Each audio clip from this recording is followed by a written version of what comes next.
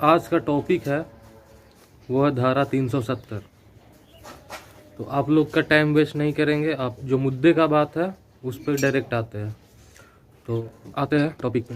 तो धारा 370 आप सभी ने सुना होगा। जो धारा 370 था कश्मीर इशू। तो सबसे पहले इस टॉपिक पे बात होगा कि आखिर ये धारा 370 था क्या, इसका फ़ायदा क्या था, इसका नुकसान क्या था, इसको इसके हट जाने के बाद इसका फ़ायदा क्या हुआ। तो सबसे पहले चलते हैं। तो धारा 370 जो था वो कश्मीर में इम्प्लीमेंट था।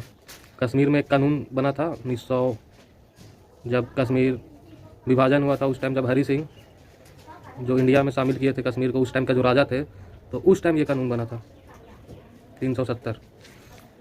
और इस कानून में जो नेहरू इस टाइम प्राइम मिनिस्टर थे, पंडित जवाहरलाल नेहरू।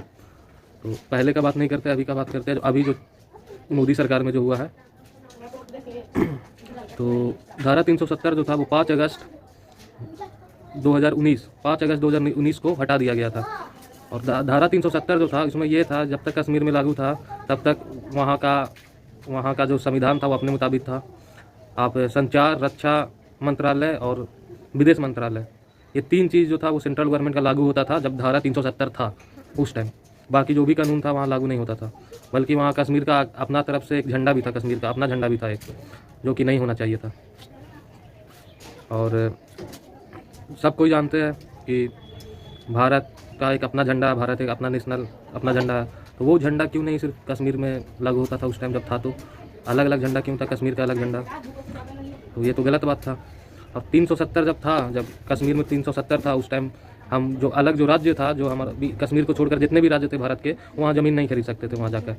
बट हट जाने के बाद अब बिहार, बंगाल, यूपी का भी आदमी कश्मीर में ज़मीन खरीद सकता है, प्लॉट खरीद सकता है वहाँ, और वहाँ घर बना सकता है। और ऐसा था जब 370 था उस टाइम, अगर कोई पाकिस्तान का नागरिक कोई कश्मीरी लड़की के साथ शादी कर लेता तो वो भारतीय नागरिक बन जाता। और फिर आपको, अगर कोई कश्मीर की लड़की इंडिया मतलब तो कश्मीर तो इंडिया में ही है, बट कश्मीर की लड़की अगर कोई बिहार, यूपी का लड़का से शादी कर लेता तो उसका नागरिकता खत्म हो जाता, कश्मीरी नागरिकता जो था।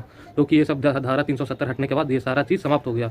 अब हम यूपी, बंगाल, कहीं का भी आदमी जो इंडिया में है, कहीं का भी आदमी कश्मीर में ज़मीन खरीद सकता, प्लॉट बना सकता है, शादी ब्याह कर सकता है। आपका कोई नागरिकता खत्म नहीं होगा कश्मीर से। आप जैसा जो भी संविधान, जो भी कानून यहाँ यूपी, बिहार, बंगाल 28 राज्यों में लागू है, वही कश्मीर में लागू हो गया।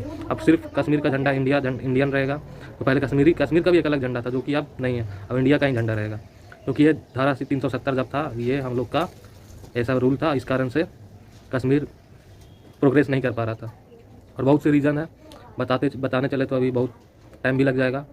तो ये 370 हटने का फ़ायदा हुआ कि हम ज़मीन खरीद सकते हैं, वहाँ शादी करेंगे तो कोई भी दिक्कत नहीं होगा, नागरिकता खत्म नहीं होगा लड़की का। और जो कानून यहाँ बनता है वो वहाँ भी बनेगा, वो सब डेवलपमेंट होगा, ETC। और ये सब फ़ायदा है धारा 370 हटने के बाद। और दोस्तों 370 हटने के बाद वहाँ शांतिपूर्ण पत्थरबाजी होता था, वो भी अब बंद हो चुका है। और सारा कुछ इंडिया और इंडियन गवर्नमेंट कंट्रोल कर रहा। और मेरा मानना यह है कि 370 हट गया है तो बहुत ही अच्छा हुआ, बहुत अच्छा फैसला हुआ, वहाँ शांति है और सब कुछ सही चल रहा है। धन्यवाद।